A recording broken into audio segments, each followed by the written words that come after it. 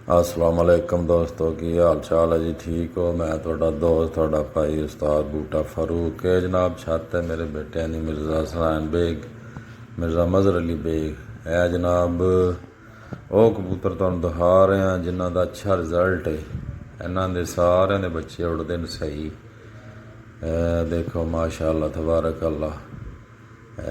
Teddy 41 number, एक दो दो तीन जड़ा राजा मोहम्मद अकरम के घर दे, एक नंबर के दो भाई ने, एक 24 नंबर है चूहा नारे लख है साडा जेठ उड़ता रहा। माशाअल्लाह इन्हों की कोई भी ऐसा नर नहीं है जिदा कोई अच्छा रिजल्ट ना हो। शाम शाम तक बच्चे उड़ाते हैं। इस तो बाद तुहानूं मादियां का भी शौक करांगे जिन्हों का बहुत अच्छा रिजल्ट है। देखे ने एक नंबर नार ते विच उस्ताद चौधरी माजिद रजाक साहब के घर दे भी नारन ज़्यादातर घर के पट्ठे पट्ठियां अगों जोड़ियां च पाए न।